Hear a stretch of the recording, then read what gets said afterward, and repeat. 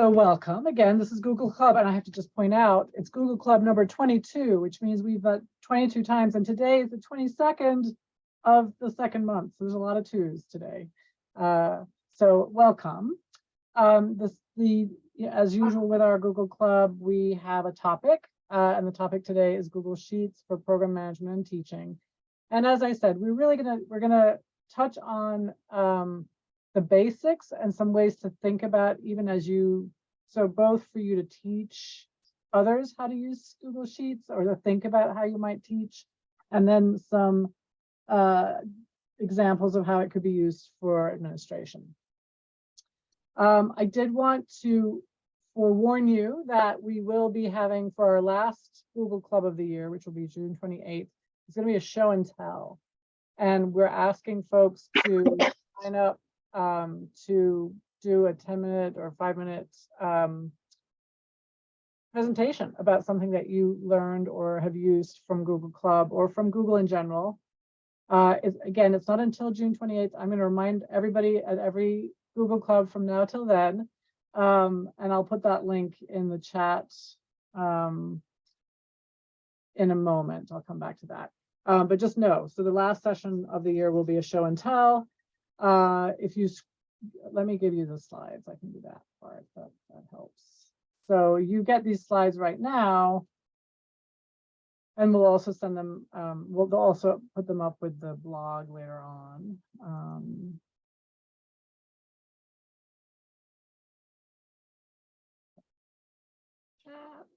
And again, folks can introduce themselves in the chat. We're not taking time to introduce everybody. All right, so there are our slides. Can anyone tell me, now that you have the link to the slides, how will you come back to those slides in the future? So tomorrow you're like, oh, Nell told us that was an amazing thing about Sheets. I want to get back to it. How will you get back to our slides tomorrow? And you can just unmute if you have the answer or a suggestion, a thought.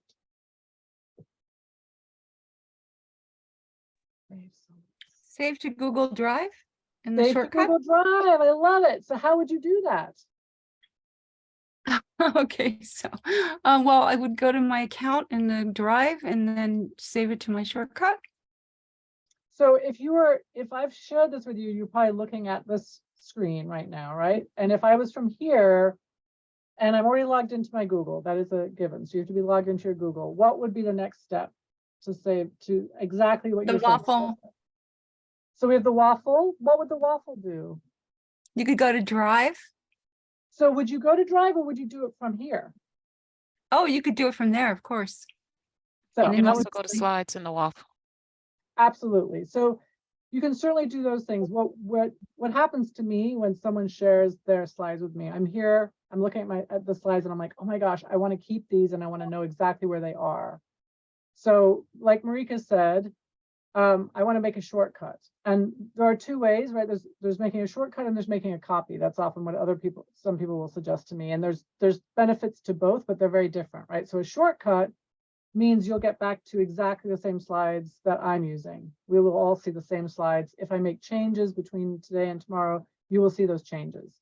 If you make a copy today, then you get a frozen in time version that you will know exactly where they are and you can edit them and you can do everything you want, but they will not show anything that I update, right? So you have to decide in any given situation, is it better to make a shortcut in this situation or to make a copy? In this situation, what do you think? Do you want to make a copy or do you want to make a shortcut? Shortcut. Yeah, because I'm really tricky and I love to add things after the session. So I would say that's a good thing to do, is to make a shortcut. You can always make a copy later if you want to, as long as you have that shortcut.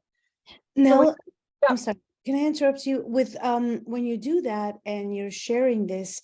I noticed that when I want to move it to a folder, if I want to, that's when I have trouble. Okay, so if we are looking at, so it's a little tricky right now because you're seeing it in my Google, so you don't see that option up at the top, but often up here you'll have a little the little symbol that allows you to make a shortcut. So because I can't see it up there, I'm going to go to my file, which I also know is another place I can find the shortcut, and that is here, right? And you see that's the little symbol that sometimes you Yeah. So when I click on add shortcut, here I'm actually given a choice where I want to put it, and it's not really obvious. So most of us just go, yeah, sure, add the shortcut to my drive, right? But we want to right now decide exactly where it's going to go. Mhm. Probably I'm using my work Google, so I have a shared drive space, so I'm going to use that, but you probably won't see that in yours unless you're using a workspace as well for your Google. But basically you would click on the little arrow, and that will take you to all the folders in your drive. You could even make a new folder for today. You might make a folder for Google Club in general or for today's Google Club. I'm going to make one for today's Google Club. So I'm going to date it because I love the date today, which is 2.22.23 Google Club. And then just to make it even easier, I'm going to say Sheets. And I'm going to click that little checkbox. And then I'm going to click add shortcut there. And now the shortcut is exactly where I know it's going to be. And if I go back to my drive and I look at my drive, there it is. Right? So I can see it right there. And if I want to be really fancy, I can change the color of my folder. How do I do that? Mhm. Oh, with the 3 dots when you select the folder. Well, if I'm okay, so if I'm here right now, Mhm. if I Or right click or right click. right click, I love it. So right clicking gives you this wonderful drop down menu. And I love this menu because we can add another shortcut. We could add a star to it. We could rename it. I just want to change the color. You can only do this with folders, not with documents. And I'm going to pick a color that kind of stands out. Actually, you know what? I'm going to pick green because sheets are green. So now when I look at my drive, and this drive is not so crazy, but my regular drive is a lot of folders. So having a green folder will really help me find it. If I wanted to star it, right, add to starred, there's a star there, also going to be in my starred folder. Right, so these are all ways to make it easier to find something. You don't have to do all of these things any one time, but they are all ways to help you get back to the document rather than, I will send you an email later today or tomorrow with the link and you can get back to it that way. And I know there are people who get back to it through that link all the time, but what we want to do is practice these sort of efficiencies where now you know where it is. It's not lost in your shared with me, because shared with me gets really crazy. Like that's all the things that anyone's ever shared with you. And I find it very hard to organize that. That's something I have very little control over, and it's sort of chronological and things just keep piling on top. So it's a last resort. I will go back and look at the shared with me, but I really like to control and decide exactly where my stuff is. So play with that. If you're having any struggles with it, put that in the chat. Other people can help you, or we'll do it again at the end. But I just wanted to focus on that because we haven't done that for a while. So now we're back to our real purpose today, which is to talk about Google Sheets, which we haven't done very much of. We've done a lot of the other tools several times over at this point, but we haven't done a lot with Sheets. And one of the reasons is that Google Sheets, just like Excel, is such a huge program with so many things that you can do with it that most of us probably know about 10%, and it's a different 10%, right? So what our particular needs are the things we really want to know. So we will go over some things today, but part of this is for you to know how to get to the thing you want to after today, right? You'll have very specific needs and desires and requirements of Google Sheets, and we want you to feel really comfortable getting to that information so you can do anything you want. So we're going to build our digital resilience today, which is why we're going to mention digital resilience. And then we will do the overview. We'll talk a little bit about conditional formatting. We have we never got to this. I think Google search was in one of our former lessons and we never really did that, but I have an activity that kind of brings in search. So we'll try and talk a little bit about search today, and search, this activity will come back to this activity where you're going to be telling us the things you want to know how to do. So moving on, the main goals today are that we're going to talk a little bit about these transferable skills, which is part of digital resilience, and then we're going to make sure that you're feeling comfortable finding the resources as you need them. because that's the key, right? You can come to workshops all you want, but you are back out in the big world and you want to be able to find out something new about Google Sheets. We'll make sure you're able to do that. Okay. I'm going to share a link to a Google form in the chat. If you're in the slides, you can click on it up in the upper right corner there. But if you're not in the slides, you can go to it in the chat. Let's see. Okay. So this form is very simple. It's exactly what you see on the screen. It's your name and what is one thing you would like to know how to do in Google Sheets. And if you have 10 things, you can just fill out the form 10 times. So we want to know your name and we want to know one thing that you really want to know how to do. And we want you to describe it as clearly as you can so we can really get down to the nitty-gritty on it. So we're going to take, so transferable skills, we'll talk about transferable skills in a moment. Susan, I see your question in the chat. So that's going to be our next thing that we're going to talk about. But for now, your job is to go to this link. You'll get you'll have a Google form, ask your name, and it's going to ask what is one thing you would like to know how to do with Google Sheets. Oh, what? Oh, this is that thing when I make Google. Oh, Liz Elena and I were talking about this earlier. So we have this issue when we make Google Forms in our workspace. Okay, so we'll stop that for a second. Does anyone get in? Barb, I see you have your hand raised. Yes. Hi, yes, it's asking to request for permission. All right.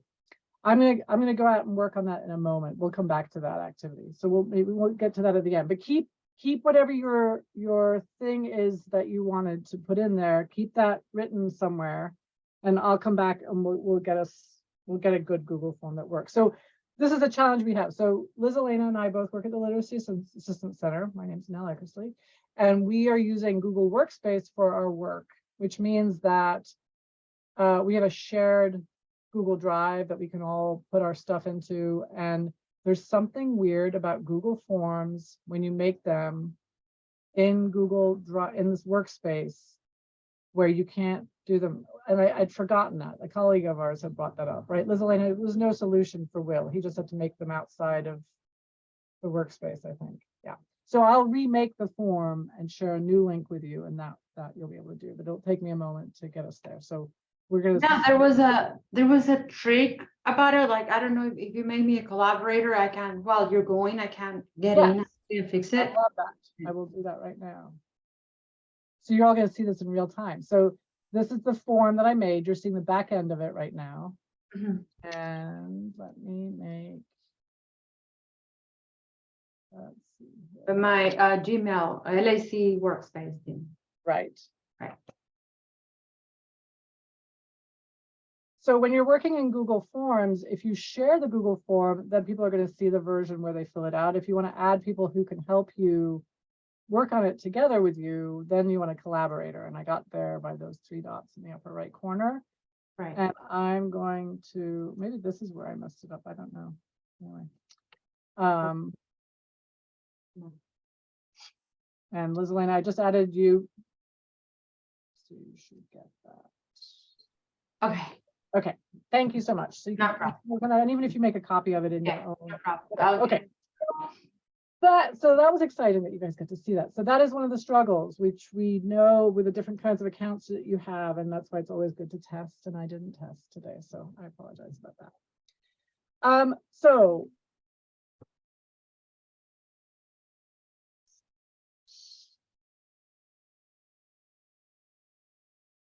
again, apologies about the form. We'll get back to that. Susan asked, what are transferable skills? So actually, sorry, Nell. Try now. I think I fixed it. Someone volunteered to try the form again. I think. Okay. We'll go back to it. I don't want to interrupt your flow. But... Same link, right? Same link. Same link, Judy. Yeah. Yes, it opens. Yay! What did you do, Liz Elena? So I went to form and I clicked on, hold on, let me walk that, on settings, right? Okay. I went to settings and then I scrolled down all the way to responses, which is the second tab. And then you click on the little arrow pointing down, and then you go to restrict to users in Literacy Assistance Center and toggle that off. Okay. So Yeah, I let's- remember, you know, like I have photographic memory, so I have to see it to remember. So right. there you go. So you're saying you went to settings. Yes. And you went to responses. Yeah. And this is where you changed the restricted Yeah. to. I love it. So that So was you had it on, but I turned it off. Right. fantastic. And you can see here, we could limit it to one response, but I want you to respond as many times as you want. And you can see I'm getting some responses in here. So that's fantastic. So again, we'll take like a minute or two for you to fill those out. Let me put the link in the chat again, just so it's close to where we are. So what is the burning thing? The thing you've heard a name, you've heard people say something about Google Sheets and you're like, what is that? Or you've seen something. How do you do that thing? Fantastic. Thank you again, Elizabeth, for getting that all set up. So I'm just going to take a minute. Well, at 4:22, we will come back to this. I want you to have time to think. Yeah, thank you for that, because that will give us specific topics, you know. So it's for this might be another set, you know, who knows, another session. Yes. Yes, we won't get to all these today, but like I said, there's an activity at the end that will help us get to some of it.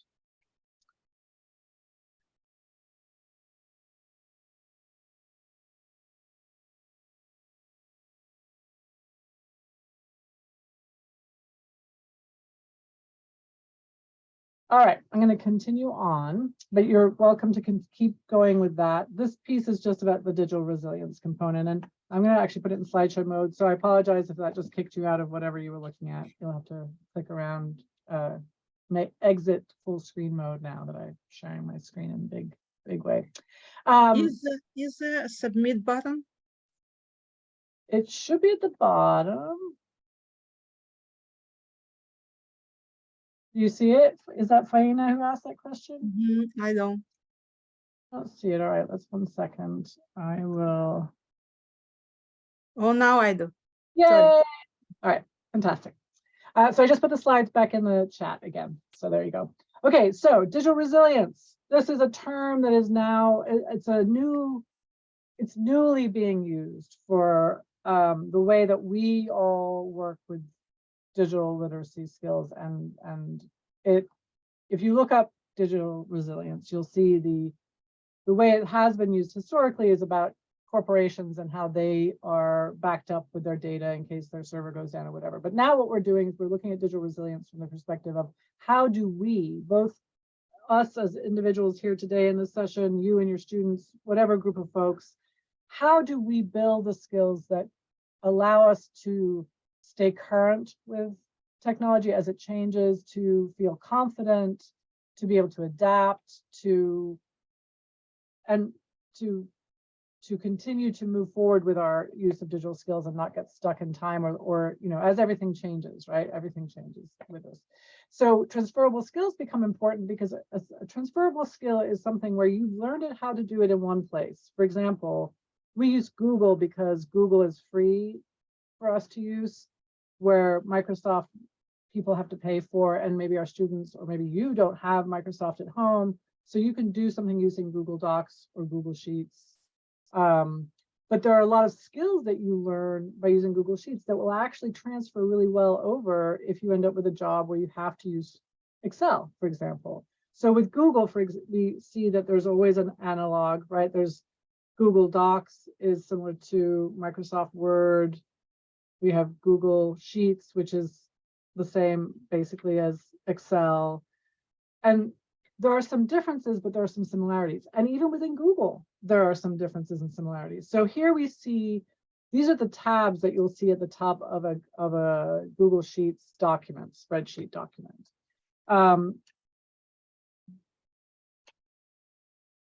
These are the tabs that you see in a slides presentation and in a Google doc.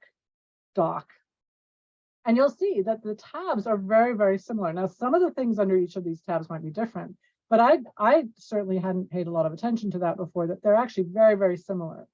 So if a student is feeling comfortable, or you are feeling comfortable with docs, but you're like, oh, slides make me scared, or spreadsheets make me scared, notice that you've already got a lot of skills. You already maybe know what's under a lot of these tabs, and it's going to be similar to what you see in these others. So there could be activities you do with students or for yourself where you find the similarities.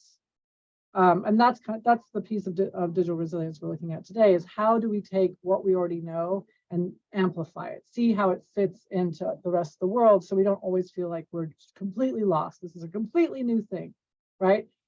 What happens with technology a lot is that you know how to do this thing in Facebook, which is really similar to this thing in Instagram, or you know how to do this thing in Google Docs, which is really similar to Microsoft Word.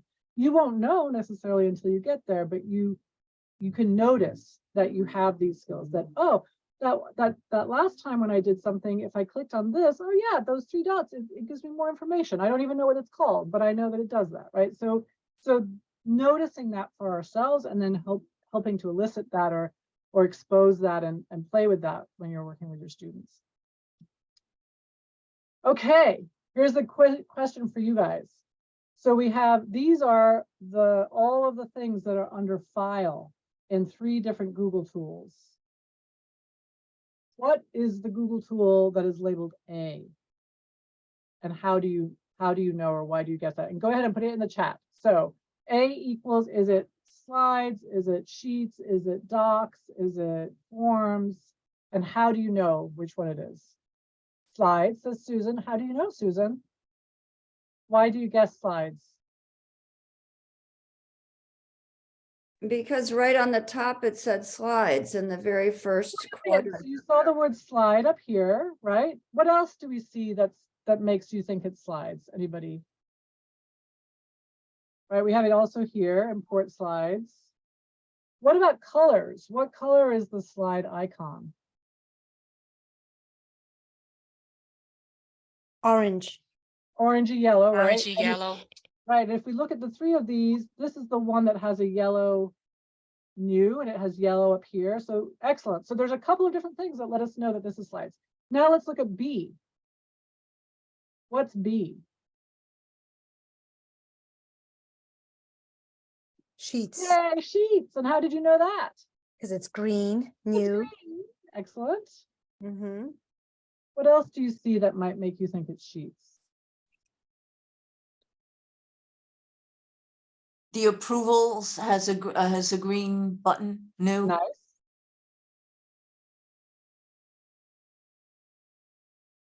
Anybody else? Yes, I see Joan mentions data, right? So if we look at some of these other tabs, the things that are a little different, right? Under slides, we saw slide and arrange. And now under sheets, we see data and tools, right? Which is a little different, or at least data is very special to sheets. And now the third one, C. What is C? Docs, Marianne, right on. And how do we know it's docs? From Well, the what were color. the color? So I love the color, and I love that you all have seen the color. So the color is the biggest giveaway, and I didn't notice that until I put all 3 of these together. I never noticed that the tabs actually were colored by the same color as the icon. Joan Walker says page setup, right? Which is a good clue. Although we can do some page setup also, I think, in slides, but still very good. They all has a different symbol where it says new. That is a really good one. Really great observation. So at the very first item, we actually see the icon related to that particular tool, even though it's not colored, right? But that's a little gray box with lines is the Word document. One with a little white cross in it is sheets. And the one that looks like a little slide is slides. So that was a really great observation. So that's a great activity to do with folks, right? You know a lot now. That's kind of crazy. I certainly didn't see, because when I'm working in one of these tools, I don't think about the other tools, and I hadn't really seen the similarities. So this shows folks they know a lot already, right? Because they know one of these, they might know similar things now across the board, as it were. 3 tools for the price of 1. Excellent. So this is the Google Sheets file tab. Oh, because I wanted to concentrate just on the one for sheets. That's why that looked like that way. So this is going back to digital resilience. And there are a couple of different types of activities that we can do for digital resilience. The ones I was thinking for these particular, what we just did now was building language. So using terminology, the tab, we used the word tab. We had some terminology inside the actual files drop down. And then recognizing common features and functions, right? That was the primary purpose of what we just did now. So there's another one I think which is more like visual symbols, which the fact that you caught on to the color is a really big piece of that, and also the little icon at the very top. So these are kinds of activities you could do with everything. We're just looking at it today through the Google piece, and as a way to become a little bit more familiar with the Sheets tabs and menus, because that's, I think, where I don't know how you're all feeling about Sheets, but okay, in the chat, if you love Sheets and you feel super comfortable with Sheets, put a 1. If you are like, I can use Sheets if you make me, or I see some purposes for Sheets, then it's a 2. And if you're like, get me away, I never want to use Sheets, you're a 3. I just want to see how you're all feeling about Sheets, because there are definitely people who are deep knowledge folks with Sheets. And then there are people who are like, I don't even know what you're talking about, and I don't ever want to use them. And then there are a lot of us who are 2s, and I'm seeing a lot of 2s in there. So that's fantastic. Excellent, Susan. So today you'll learn how to set up your own. Excellent. So I am getting a flavor in the room that we're a lot of 2s, and we have a couple of 1s who are hopefully going to help tips, and a couple of 3s who hopefully will move to 2s after today. So that is pretty true about Sheets. Sheets is just it's just like Excel. I don't know if I came to Sheets after knowing a little bit of Excel, and I both of them, there are elements of them that I love and I'm so excited about, and then there's a big sense of like, oh, but there's this, I don't know how to do this stuff. I know there's more I could do. So we're gonna hopefully get us a little further along that path today. I did want to point out, so we looked at the Google tools and compared them. This is now comparing Excel and Google Slides or Google Sheets, and you'll see they're quite different, but you can imagine that some of these tabs are quite similar. What gets frustrating often for folks who have to move between Microsoft and Google is that a lot of the same functions are there, but they're organized differently. So some work could be done, you know, what are the 5 main things you want to be able to do and where are they located, right? Like I do a lot of sorting in my Sheets and in my Excel, and they're in different, the sort command is in different places, and I just had to learn that. So that's the kind of thing that we want to notice as well. Okay, so if I want to make new Sheets, I've just spoiled it already, but how would you get to new Google Sheets? Or how would you get to Sheets? Just unmute and tell us, or you can chat it if you want to.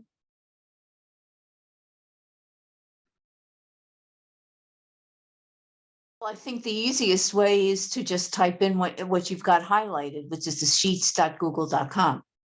Excellent. So that is always one of our tips that we learned early on, right? Is that with almost all the Google tools, you can get to them by just typing the name of that particular tool .google.com. So we know that contacts, docs, forms, mail, sheets, slides, and sites, all we can get to them by typing it in this way. What are some other ways? If I asked you right now to make a new Google Sheet, what would you do to do that? I like going into my Drive and just creating a new one. Beautiful, right? So in Drive, how do you do that? I just open up my drive.com, right? Drive.google. Yeah. And then I just go into new, the button on the left side. Plus new. Yes. And then I just hit my sheets there. Beautiful. So there we are. And I don't know if you noticed, but this is also true with all the Google tools. When I'm in the new and I scroll down past any of these or the various tools that we probably use the most, if I go to that little sideways arrow, what happens? What are my options, do you think? Template. Exactly. So you always have the option. You may, most of us start with a blank sheet because that's just what we know to do. We just click on the word. But if you come over to that little arrow, you do get the option to go from template. And templates, You could make your own template, but they also will offer you some, right? I don't have any in here, but here are the general ones. So, you know, they have an attendance form already created, or they have a monthly budget already created, right? And then it's not just that they've created spaces for things, but they've actually probably put in some functions there. So if you fill in this information on sheet 1, it will follow through in your book. So it's worth checking out those templates. They might even just give you ideas of things that you want to do yourself, but you might use exactly what they offer you there. All right, so we have a untitled spreadsheet. We already talked about these things across the top, right? These are, we're going to say that they're tabs, and we want to use that term so everyone can say in the edit tab, under the edit tab, I think that's where I can do that thing, right? Those are all our items in the drop-down menu. What do we call this thing with all the little symbols, the little icons on it? Ribbon. Ribbon, beautiful, right? And we see ribbons everywhere. I think all the Microsoft tools have them. I think all the most Google tools have the ribbon. Ribbons change, the icons that you'll see there change. But the icons, as you scroll over them, often tell you what they'll do, right? And some of them, like that one, I could even see what the keystroke would be. So Control plus B means I can make something bold. I never remember those keystrokes, or very few of the keystrokes I remember. But as you scroll over them, you'll see what they can do. Probably you're really familiar with certain things, right? Like I do a lot with this text wrapping. So say I start typing, my name is Nell and I like ice cream. Right, that's a pretty long thing. It's fallen outside of my cell. What could I do to make that fit inside a cell? You could double click, or you can go up to where the B, yeah, right. And you could double click on that and it makes it larger. Beautiful. So double clicking on these lines will make it the size that the largest thing is in that column. So that's one way, and that means that the column is bigger. What if I want to keep my column same size though? If I want this, say it again. Text wrap. Yes, so that was the symbol I was just going to up here, right? So this is text wrapping. And when I click on that, there are 3 options, and I want it to be unwrapped. But I actually have to highlight it first, or at least have it selected, sorry. There we go, so now it's wrapping inside that cell, right? What if I wanted it to be in both of these cells? What would we call that? So I want to make these 2 cells into one. Merge cell. Merge cell. And I have to highlight both of them, right? And up here, let's see that we have the fill color, we have borders. Here we have merge cells. So I click on that, and now that is one cell. Right? So there are a lot of these skills up here. Now, if I right click, I also get a lot of them. So depending on the thing you want to do, you may find that it's in the right click version, or you may have to come up to the ribbon to find that command. What if I am making 2 lines inside one cell? So Nell likes, and I want to say ice cream and bicycles. Is that the split cell? Is that the split cell function? Well, you could do that. Split cell would take one cell and make it into 2. I want to keep in one cell, but I want to have 2. I want to have a return, like a line return inside the cell. So I want to have ice cream on another level, and I want bicycles on another level, like bullets kind of. One no. Maybe I'm not describing it well. What I want, so I'll do it just to tell you. So if I'm looking at my keyboard, I'm going to click on Alt and Enter. So now within the cell, I've created a line break. And now if I click it again and I want to put bicycles on another line, I'm going to do Alt, Enter. And we can get rid of the and. And I can kind of make a list. Now, it's not that common, but I've been in situations where someone's given me a sheet document and they want me to list a few things inside a cell. it's just a little nicer to see it broken down like this than to see it as one continuous sentence. Now, does that work when you're also like creating a table? Like, would that work? Does that work across the board? So if you're You know, doing, as a you're talking about function? like in a Google Doc, or where would you be doing the table? Yeah, like what, like in a Google Doc, and you were creating a table and you wanted to split it that way, like what you were doing, but in a Google Doc. Is that the same idea? Let's try it out. So I'm going to insert a table. So I've just opened up a doc. I'm going to insert a table. So I have 4. So you're saying inside this cell, I want to type something that's got multiple lines in it? Yeah, like you were doing on the sheet. So in docs, it's really much easier. You just can follow the usual enter process. Like a hard enter, and that's it, right? So if I write Nell likes and a colon, and then I just hit enter, I'll stay inside the cell of that table. It's a great question because that is one of the biggest differences here. If I am in this cell and I want, instead of doing that alt return, I just hit return, it would move me to the next cell, right? So if I start typing here, and sorry if this is really small, let me make it a little bit bigger. So if I start typing Nell, and then I want to type Liz Elena on another line inside that cell, but I just hit enter, it's going to go to the next cell. So alt enter stays inside the cell, but moves one line down. If you're looking at a Word document, maybe the most similar thing is not inside a table, but when you want to do a line, you want to move from one page to the next, you can do a control enter to move from one to start typing on the next page. This is alt enter is the key. So alt enter. And what I do sometimes is if I have folks working in one of these, I just type that up here. I say, you know, to add line breaks, click alt plus enter. And that way they have that tip right there on the document with them.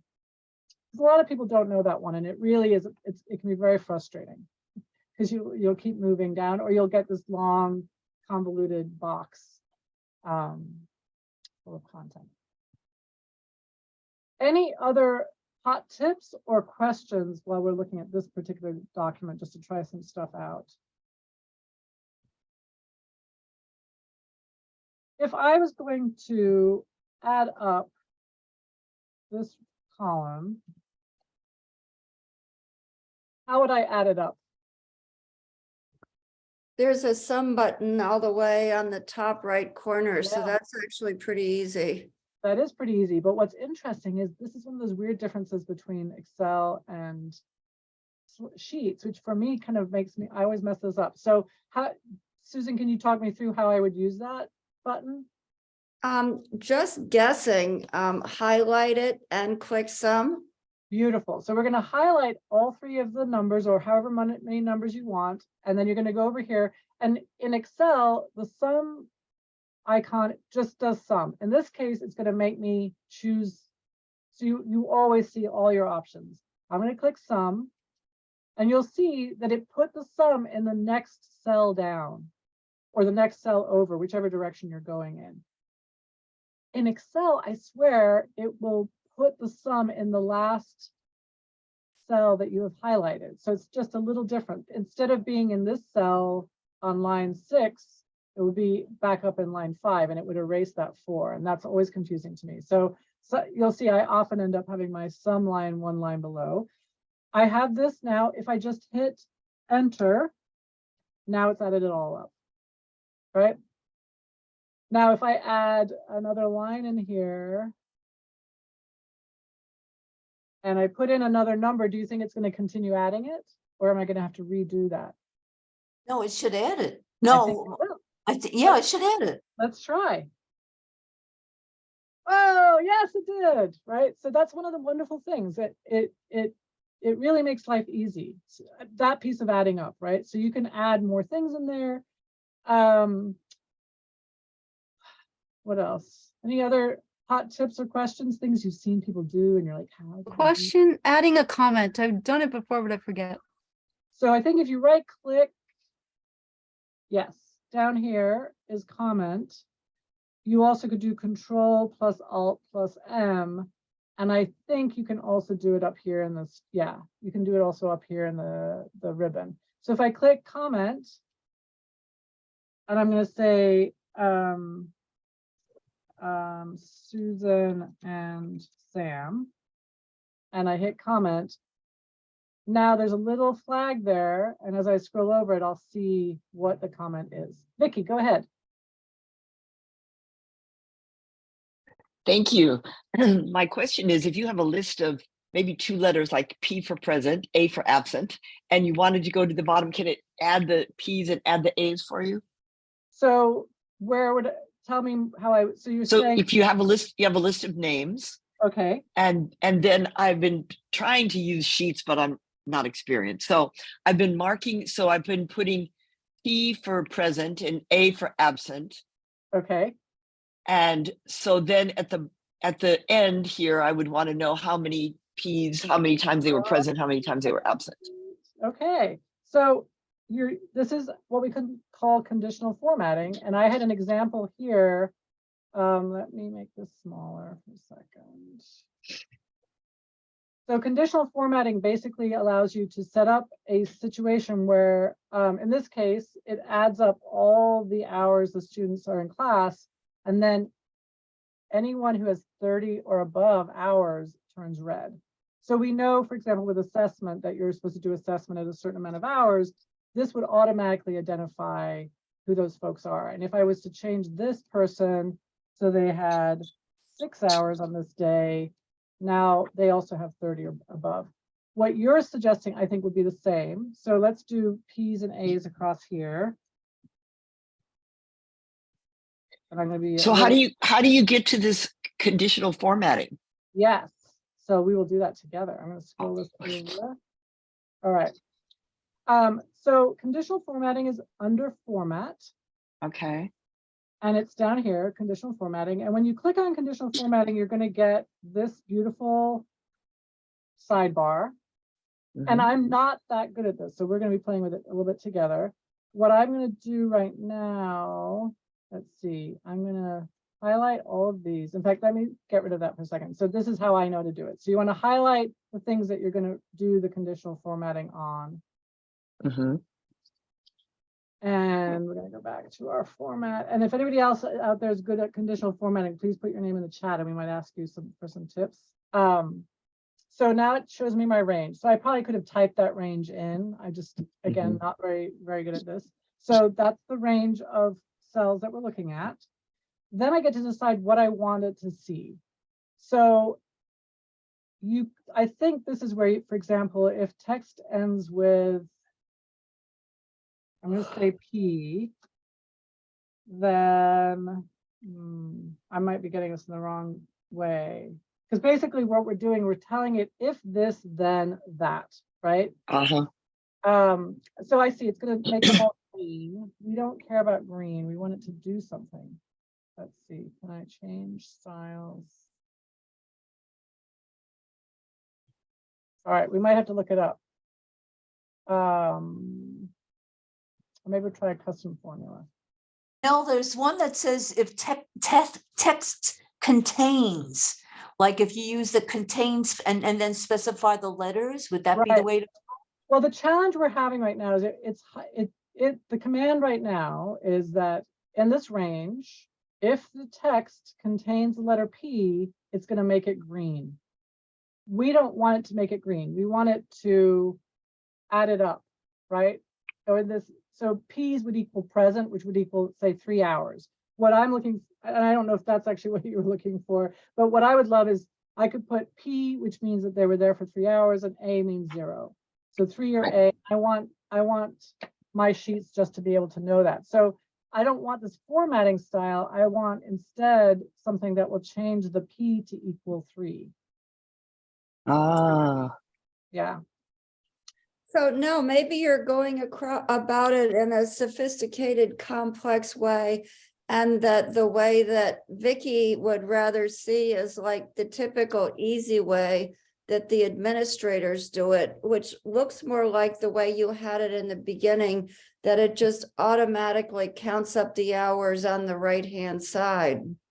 So Right. maybe you've introduced a complexity rather than say just, this is the easiest way to do it. Mm.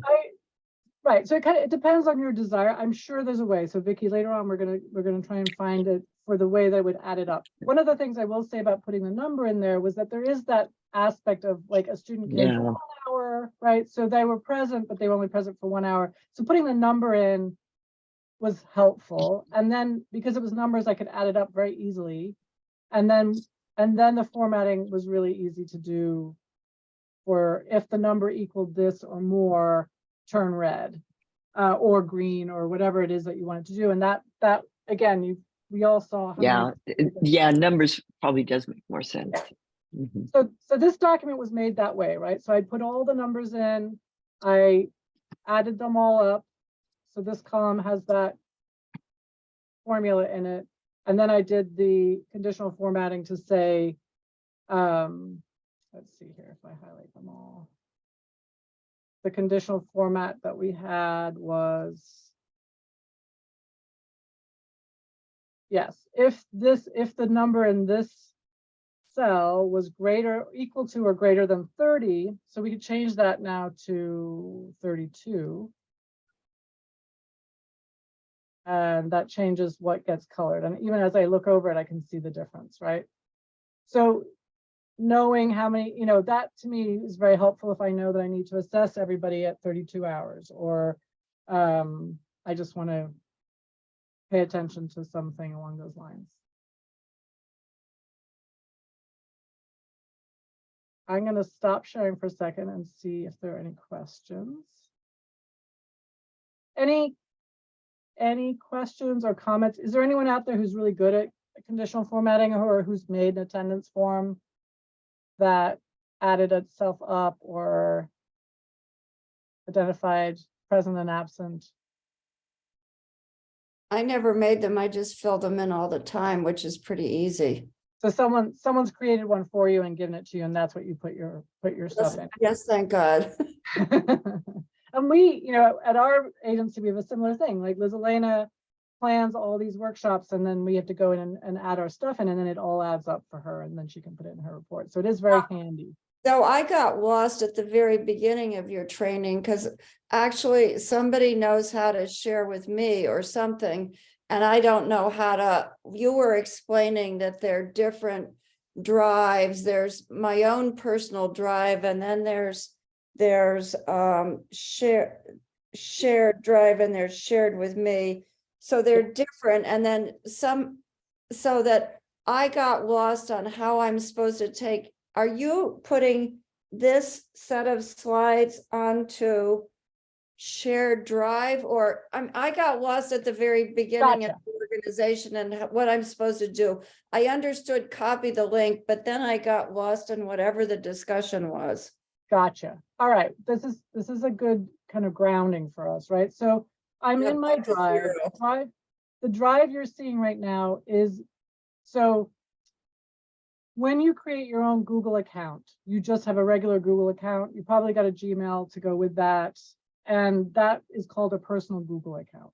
And with a personal Google account, you're going to see over here, probably my drive, shared with me, recent, start, and trash. Yeah, and just to go back one to even more basic, at the places I teach, I have Microsoft 365. So I think you're clarifying that institutions frequently have 365, but for ourselves, we just need a Gmail, and then we can do all this Google stuff. So that they're kind of two different parallel structures we're always working in.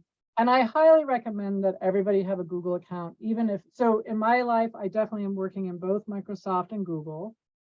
We are concentrating on Google partially because we feel like everybody has access to it, right? So, and it's accessible across devices. So if I am at the That was library, the most helpful thing I learned last week because I didn't understand why I couldn't share stuff. right? Boy, you And- clarified that, and that's been like a year of confusion for me. Well, and it's common confusion. And you know, before Liz Elaine and I mean, we all worked with PowerPoint for years. When we were doing presentations at conferences or whatever, it would all be done in PowerPoint. And then we heard about Google Slides and we're like, I don't know, that looks really complicated and different.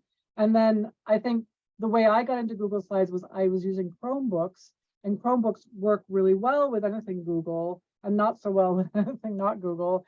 And instead of making a PowerPoint and bringing it into Google Slides, I realized I should be making my stuff in Google Slides to begin with. And then I got better at Google Slides than I am now in PowerPoint. So it balancing out your skills, you know, as we said, transferable skills, they're there, but they are some slight differences, and it's good to kind of check in on each of them a little bit.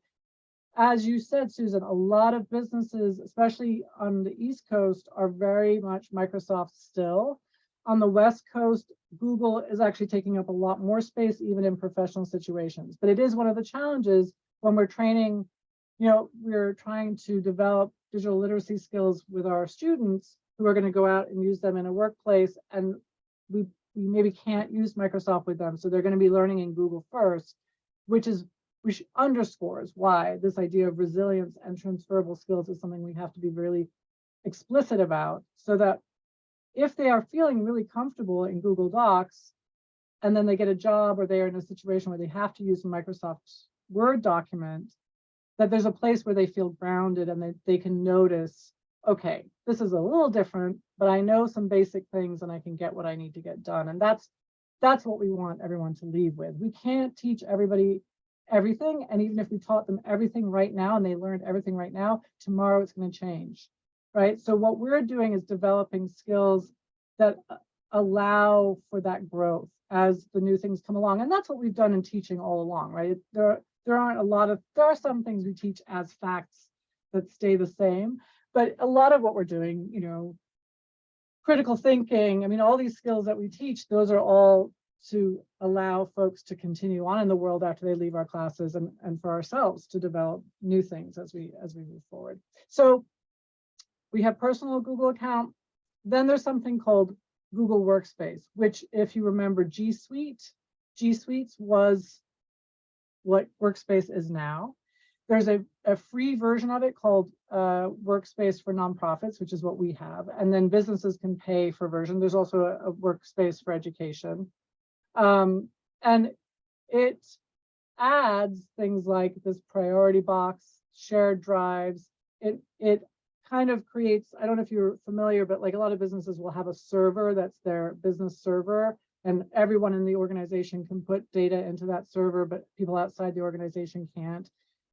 The Workspace adds a layer of security so that technically just the people inside the organization can access certain things, which is why when I gave you that link to the forms, there was an additional setting, because the default is to make that form only work for people inside my organization. And now I need to go in there and just uncheck that if I want to share it outside my organization. If I had made it in my personal Google, that I don't even know if that option would have been there. There wouldn't have been an option because there's nobody else. I'm not in an organization. So that we would come across that quite often in workshops where people would try to share their slides and couldn't, because their slides were within the workspace that they had for their job, and the settings were such that they couldn't share outside of their workspace or their organization or the members of their workspace. So Google allows you to share outside of your workspace, but you have to usually check a few more things or uncheck a few things, and that's why it can be kind of confusing. So it will look a little different, but you still have the basic organizational principle of my drive, shared with me, which are all the things that other people have made. So if I go to shared with me, this is my personal Gmail, right? My personal Google account that I share with my work Google account. And then these are all things that other people have made, right? And you'll see it's chronological, which is why I find it very unwieldy, because I want to get back to that thing from February. That's a very vague search thing. or something that B made in January or whatever. So I really, I know this is here and I'll come and find stuff here if I really need to, but I really like to be very clear when someone sends something to me that I go ahead and I put it into a folder, or I put a shortcut into a folder, and then I'm really conscious. And my drive, you can see, is quite empty because I used mostly my shared drives, and my shared drives, very organized. Notice that I put some of these folders with numbers at the beginning of the name. Why would I do that? Priority? Priority, right? It's my fake way of prioritizing. So if I didn't have a 1 here, this PDU folder would be down in my P's, really far down there. And every time I wanted to get there, I'd have to scroll all the way down there. So numbers are always at the top of your list. So it doesn't have to be a 1, it could be a 7, and it would still come before A. So that's my, and I can rename this by right-clicking on it, rename, and I can make this into 12 even. It would still come above A, right? So that's my particular way. Then you have starring things, which is helpful, except you have to be really good at unstarring things when you don't need them anymore. This is like favorites, right? But I see this view much more often. And so I really want to just be able to get back, like this one I use a lot, or, you know, these are projects I'm working in. At the top, you'll see suggested things, but that changes. That's not like a set deal at all. Those are the last few things I worked on, but they're not always the last few things I worked on. Recent is similar, right? Chronologically, the last few things I worked on, but you know, if you just open something and close it again, it's going to end up in this list. So this list also becomes a little unwieldy. So you want to take a moment and notice, and Google does this a lot, and I haven't noticed yet if it does it in Microsoft, but there's a lot of places where you get those little arrows that you might not have noticed, right? That we saw here. You know, I'm used to just clicking on these words. That's all I know about. But suddenly you're like, oh, they all have these little arrows. Those are important for us. They often give us more opportunities than we knew we had. So notice where those are and try scrolling over them just so you can see what they offer you. So you'll see in the slides, I basically take us through each of the tabs. You can go click through those on your own. One of the things that I'm going to 2 tips that I learned for myself, right? One of the things when I go into do something in Sheets is that the default font, what is the default font in everything Google? Unmute, you can unmute and say it out loud. It's Arial. Arial. Yeah. Arial, yeah. I'm not a lover of Arial, so I don't want my Yeah. default font to be Arial anymore. And so what I found out was that you can go in under Format and Themes and change the font. You can't change much else. You can change some colors. So if I'm back in my spreadsheet, oh, see, but it still did it.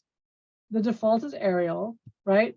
I want the That's funny. So I don't think it did it across all of mine. I'm gonna have to do more searching on this. But in here anyway, I could change it so the default font in this particular document apparently is going to be Georgia. And I can click done, and now everything is going to be Georgia. What I want to do is find if there's a place I can do that for any document I open that the default font is not Arial. What's wrong with Arial, and is Georgia your favorite? You know, I use Rockwell in almost all my writing documents, but in this particular option, I did not have. They're giving you very limited. So out of all of these, I particularly like Georgia. I'm not saying that you need to do that. And if you like Arial, that's totally fine. I just like the idea that you can make that choice. But what's the difference? Is one easier to read?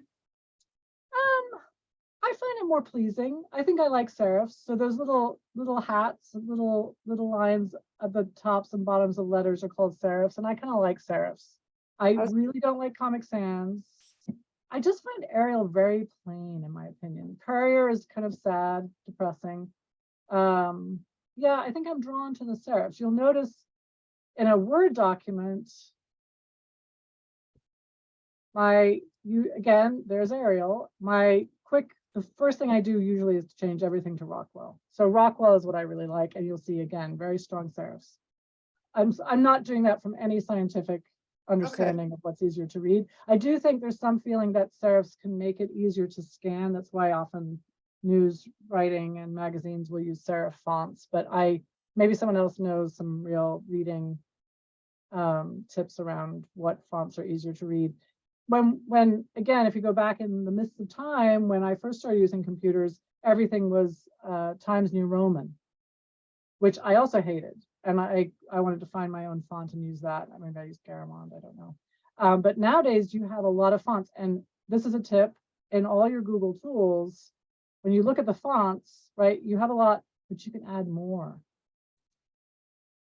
So There this was could be an a font. article in the New York Times about this and which ones were easier for visually impaired people to read.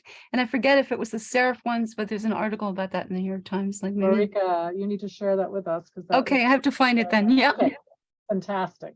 So that is something to be very aware of, right? You want to be aware of easy to read, and you want to make sure your colors are set up such a way that if you're using a colorful font and a background, that you're not doing something that someone who's colorblind or whatever will have trouble seeing. So you want to make a lot of, you want to have a lot of contrast between the colors. And it can be confusing because orange and blue, for example, can look like they're very contrasting. But for someone who has visual issues, they actually can turn into the same gray.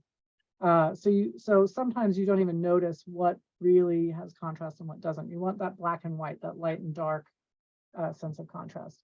So if I want to add fonts, so these are all the fonts I already have. I could get rid of some of them, but I can just scroll down, and I tell you what, this could be your weekend plan because there's a lot of fonts here.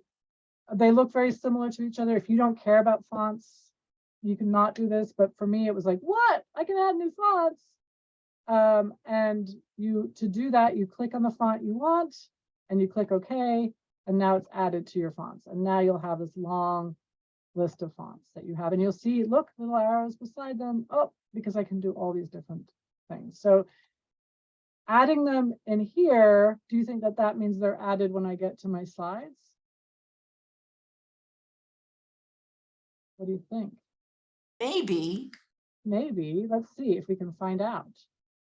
So if I'm in a Word document here, I get my fonts and I added lobster, right? So let's scroll down and see if we have lobster now. Oh, I think so. Yep, there it is. So if you add a font while you're in Google Docs, it will show up in your slides. Sheets is limited. I don't think we have all the options in Sheets just because I don't think oh, I lie. They have them all here too. So I added lobster and it's in everything. So once you add it in one place, it will be in other places. But when you're developing the theme, you did not have that option and you can't add any there. And I'm still going to look for the place where I can just set the default for all across all, either any certain kind of document or all my Google. I want all my Google to use Rockwell. So that's my own particular pain point. Let's see, are there a couple chat questions? Oh, there we go. Yep, Arial and Calibri. And I hate both of them. I don't hate them, that's too strong, but I find them boring. So good to know though. Thank you, Ms. Elena. All right, back to our slides. So that was the theme. Scrolling down. So I just mentioned here the conditional formatting, which is kind of what we did, but we're going to learn more about conditional formatting. And then on the search piece, so again, terminology wise, we have this box at the top. What do we call that box? This one up here, if I'm looking at my actual Chrome. I'd call it a search box since that's your heading. Search bar? Yes, but this is actually the Omnibox. Oh. So I tricked you a little bit. So the top one is the Omnibox. The one that you see in the middle of your screen, we call a search bar. They've actually become really similar, but we used to hit this problem. We use shorteners a lot, so bit.ly links or tiny URL links. And if people put the tiny URL in the search bar, they often got an error message. If they put them in the Omnibox, they didn't have a problem. I see now that the search has added URL in there, so actually there might not be any problem at all. But Omnibox is definitely the top thing, and the word omni we know means everything. So you can put the word Apple up there, you could put a tiny URL, you could put a regular long URL, and they will all work. So when your folks are searching, they can certainly search from either place. And at this point, you probably could put a URL in both places. So that's, but the word Omnibox is a good one for people to know, because sometimes they will be given directions that say, put, type the word Apple in the Omnibox, and they should know where the Omnibox is. When we're searching, we also have some additional tools that we might not have been aware of. So if I was to open up a new screen, and you can change this background, by the way, so you can have fun with that if you want to change your backgrounds. And you can add shortcuts here as well that you may not know. So every time I open a new tab, I get this screen, and it's helpful. Usually I want to go to my drive, so it's great to have my drive there. So I'm going to go ahead and type in here. You can see I was doing conditional formatting, right? So conditional formatting.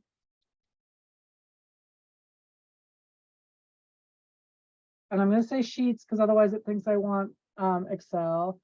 And I want letters to equal numbers. I have no idea what this will bring us. Well, there's a complete guide. That's kind of helpful. Yeah, I don't know. So that search is a little bit not going to get me exactly. Oh, conditional formatting based on numbers of characters. No, I don't think that's going to do it. All right, so that search didn't get me very far. I'm going to have to go back and change some of my wording, or maybe I'm going to have to actually open up some of these articles and read them. But I wanted to show that you also have these other, again, tabs really of other kinds of searches you could do. So this was for everything. I was searching every possible search return. What if I only wanted images? Right, so now I have a bunch of images, and these images are related to my search. Sometimes that's a helpful way to search, right? This would actually help me, instead of reading those articles, I could look here and be like, okay, wait a second. So are there any things, like it looks like they put stars in there? Maybe this is Excel, so that's not going to help me, right? So sometimes the image search, even for wordy kinds of things, can be a helpful way to search. If I want a how-to, I might want to go to a video, right? So here we have a complete guide. That might be the way to go. I mean, I could type YouTube in my search also, right? But this is another way to narrow my search a little bit. I'm not really going to buy a book, and I'm also not going to shop, but you should know that you can do those things. Let's go back to images. So if I'm in images, and instead of this search, let's say I'm just looking for a picture of an apple because I want to include that in something I'm working on for my students. We're talking about vegetables and fruits, and I want a picture of an apple. So lots and lots of images come up. I'm in the images search. I have some kind of, not filters, but like buckets, maybe I would call them up here. So it could be a red apple, it could be a logo, right? It could be a green apple, it could be a drawing instead of a photo. The key for me is that I want it to be transparent. So I don't want it to have a white box around it. I want it to be like an apple that if I put it on a purple background, just the apple will show. And I also want it to be copyright free. So I'm going to go to my tools, and I'm going to look at color, and I'm going to say transparent. It doesn't always bring you back transparent, but it does bring back some transparent. And I'm also going to click on usage rights. And I'm going to say Creative Commons license. So Creative Commons is actually, it's not the same as copyright, but it's what's being used by a lot of folks on the internet. So you can use the image, but you need to give credit to it, for example, would be a common Creative Commons license. So I'm going to click on that, and it's going to limit, right? It got rid of a lot of the images. So now I can scroll through these, and let's see if I see an apple that I like. And this black and white, or sorry, gray and white checkerboard behind it tells me that it should be transparent. That doesn't mean that it always is transparent. So I'm going to right click on that, and I'm going to copy it. and I'm going to go to my, I can actually put this in my sheets. Why not? Let's do that. I'm going to paste it in there. Now, something new I learned about pasting recently. So you can paste, which is Control V, but special paste is interesting. In here, in Sheets, I can make it column width only. I can, there was another one earlier, I'm not seeing it now. There was one where you could have it sit on top of the grid or be part of the grid, but for that now. So I'm going to just paste it. And there it is. And it is transparent, right? So if this, it's rare that I'm putting these in a Sheets document, but just to practice our Sheets today. And you can see it is sitting on top of the, it's not sitting inside columns or a cell. So it could just sit on top of numbers. If I was putting this into Sheets, or sorry, into Slides, and I wanted to put it on the screen background, and I right click on it, sorry, right click, paste without format paste. I'm just going to paste it. So there it is. And again, the key there is I want to keep it the ratio aspect ratio without not, I don't want to drag it this way, right? I want to keep it so it looks good. So that's how I would do that. If I was a really good person, I'd visit the site and then I could actually say where I got it from, right? And give credit to this place.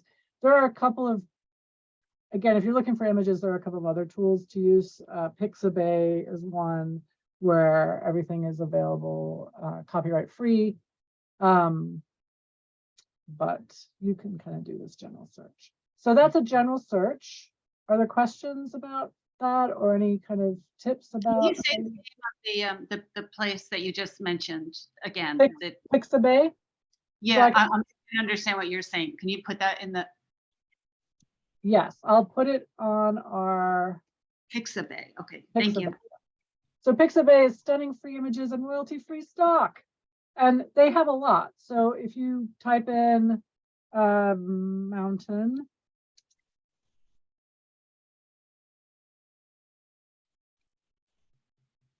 now they will also send out to images that cost money. So these top ones are sponsored and it's part of iStock and we don't want to deal with that. So we come down to these other ones. Pixabay is one tool. I'll put these in our slides.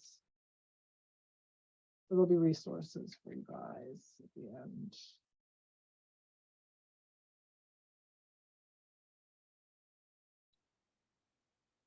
So we have Pixabay. There's also something called the Noun Project, which is more for black and white icons, but it's really cool. So if I wanted to look up, like if I wanted to teach vocabulary and I wanted an image to go with the vocabulary on computers, if I said mouse, or we could even say right click.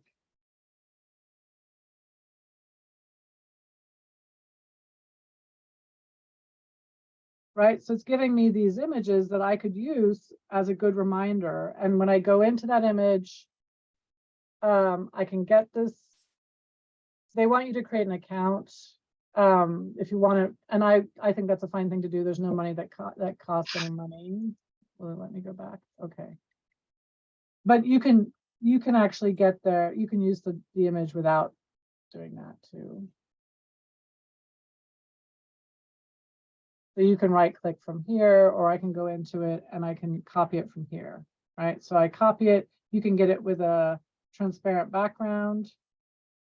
And then if you're nice, you would let people know that you got it from Romanza Design Art, and you can have that in your slide as well. So let me add that link, the Noun Project. And it's kind of amazing. It really is a very, very rich resource. And then the last one I will mention is Flickr, which you may be familiar with. It's kind of old time photo sharing, but they have a Flickr what was it? Commons. And these are photos that are free to use. So again, these are the attributions. So if you find the photo in this set, you should give them these attributions. But there are lots of images there that are copyright free. All right, so that was a very quick piece about searching for images. What I wanted to point out too, so there's now something called Google Lens. Has anyone used Google Lens? Marianne, I see you shaking your head. Yes. What have you done?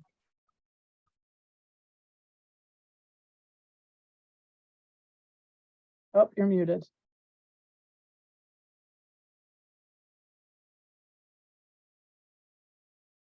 I've just used it. I've used it for shopping. Like when I look at something like I like a pair of pants or something, I like, oh, I don't know. I haven't used it that often. I just am familiar with it.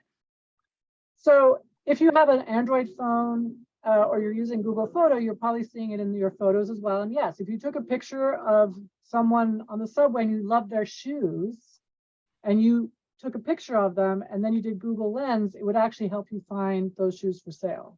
It's just kind of crazy. God. Yes. So I'm actually gonna, let's see here. I'm gonna go to my photo. Oh, it won't come in through here. So that's this little symbol. And I don't know that I can show it to you here. So I put some screenshots in, but basically it's that symbol. And it means that you could take an image that you like and it will find you visual matches and maybe, and again, it's really made, often it's made so you could buy it, right? So if you find an image that you like, whether it's clothing or, whatever it is. Now, it also can mean that you can get back to the original place, wherever that thing came from. So I've used it also just taking a picture of a restaurant name or something like that, and it can help you get to the website. So it's an interesting tool. I've used it more on my phone. So it does show up in your search in the Omnibox, but I don't quite know why I would do it that way from here. It'd be one thing if I brought my image in. Let's see, if we start off with an image and then we go, okay, we have this one and let's try this now. No. Drag an image here or upload a file or paste an image link. Okay, so let's try pasting this link.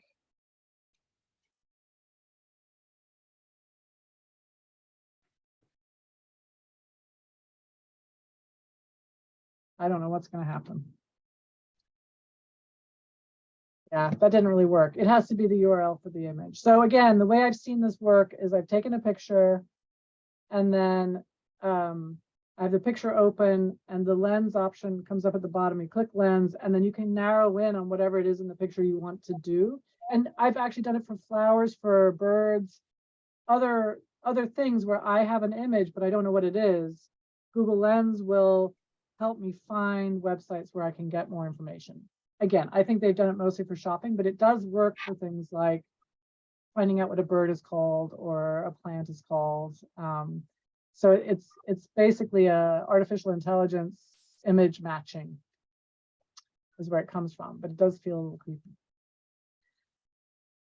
Okay, so we have very short time. We're probably not going to have time. So I want to go back to our form. And I'm going to go to our responses. So I wanted to show you when you do a Google form, you get all the answers here, but you also can put them in a sheet. So I'm going to link to Sheets. I'm going to go ahead and create a new one. And then I have a document, which is a little easier to use for manipulating, right? So I want to open that sheet. So the activity I had in mind, which we will not have time to do, but I'll still give you the link and then you can, so I want to make this, who can tell me again, how do I make this writing fit inside the cells? You remember we did that at the very beginning. Just go ahead and unmute yourself if you remember how. Wrap text. Wrap text, right? So I could do it for an individual one, but I want to do it for anything that's in this column. So I'm going to click on the C and I'm going to go back up to that image or icon and then do wrap. And now anything in this column will wrap. Another thing I like is I like to have my cells fill at the top. So I tend to do that up the vertical line, and I tend to do my wrap. So what my idea had been, and we're going to run out of time, so we're not going to do it, but you can do it between now and next time if you want to, but it was to come back in here, and then any of these that really resonated for you, you could go out and search for them and bring back the resource link here.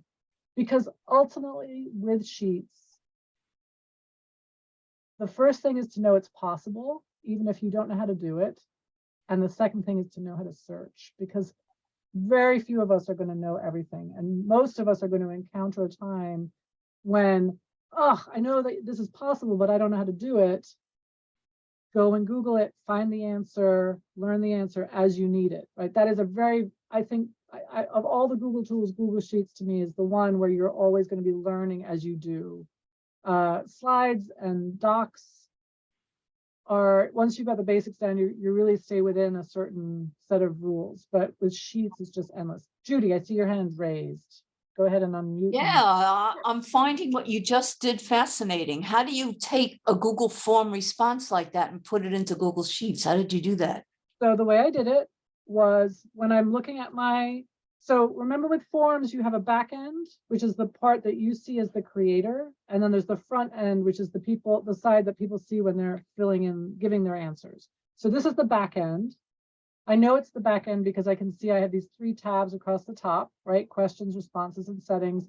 As I scroll down, I also can see that if I click in there, I can edit it. That means I'm in the back end. I can see send, right? These are all clues that I'm in the back end. The front end looks like this. I can answer the questions. I can't edit anything. I don't see the responses, right? I can't share it. So you know you're in one or the other. In here, I clicked over to responses. And a lot of us, I think, are used to looking at responses here, right? So you'll see everything here, but it's kind of, to my mind, it's a little unwieldy. So up here, you'll always have the option of view in Sheets. I already created the document, so it went right there, but you have the ability to either create a new one or add this data to an existing spreadsheet if you already had a spreadsheet where you wanted it to go. Once it's in a spreadsheet, we didn't even look at the whole idea of sorting, right? So if I wanted to sort, which is for me a very common thing, I want to sort it by person's first name. So I'm going to highlight all the ones I want to sort from, and then I think it's under data. This is the part I always get confused with. Sort sheet, sort range, and I want to do advanced. I don't want to do their thing. They think I want to sort by column C, and I don't want to do that. So I'm going to click advanced range sorting options, and I want to sort, the names are in column B, so I'm going to change that to column B, and then A to Z is fine. But you know what? Let's do Z to A. So the people at the end of the alphabet get to be at the front. I'm going to click sort, and now it's alphabetical, starting with Z going down to A. Did that help? Judy, was it you that had the question about how you get to the spreadsheet? Yeah, because this is fantastic. This is such a better way to be able to, have an organized way of reading the responses and tracking and being able to track things. This is great. And you can come in here now and add other content. Just know that if anybody else answers in the meantime, they're going to keep going down here. You can copy this. So if I right click on here, I can duplicate this. If I want to do some fun things with it, it'll make a new tab. I can copy it, I can rename it, I can change the color. So duplicating is another thing I often do. So people are still answering here, but I can come over to this one. I moved my toolbar to the bottom and now it's a problem. I have a copy of form responses, and then here I can do a bunch of stuff, right? I could say, okay, well, Susan wasn't sure what she wanted, so I'm just going to take that one out, right? Because that doesn't really help us right now. Where if I did that here, sometimes it won't even let you do it. Let's see if it will.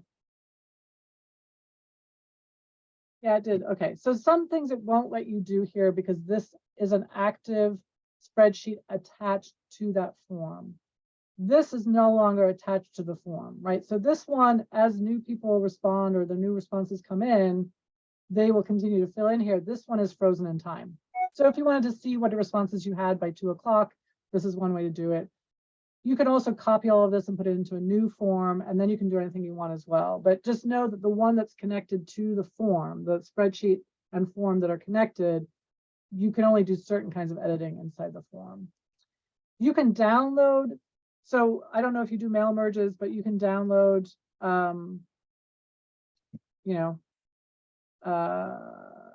download it as Excel, and then you can do a mail merge. There are some extensions you can have in Google that kind of mimic that concept, but I still tend to do it out in the world. So you can download it as a Microsoft Excel document or a PDF or whatever. Okay, I'm gonna stop sharing. We have no minutes left. Any questions, any comments? Thank you, Marika, for sharing the New York Times article. That's exciting. I'll add that to the. I'm still not sure the directions you gave at the beginning. For what, Susan? To add the slide. No, to read your slideshow or to put it onto shared documents or Okay. whatever you were talking about. There were several answers and then I didn't get clear what I was actually supposed to do. Susan, you and I can stay on, and anyone else who wants to stay on and get clear with how you save and shortcuts and stuff like that. But so we'll stay on, okay, Susan, if you're good with that for 5 minutes after this. Good, yes. Okay. So that was it for today. As usual, we ran out of time, and as usual, there wasn't as much time for you guys to play around. What I would love is for you all to play around with sheets. Notice when you think it might become something that's useful for you. And then next time we'll make sure we have a little time to talk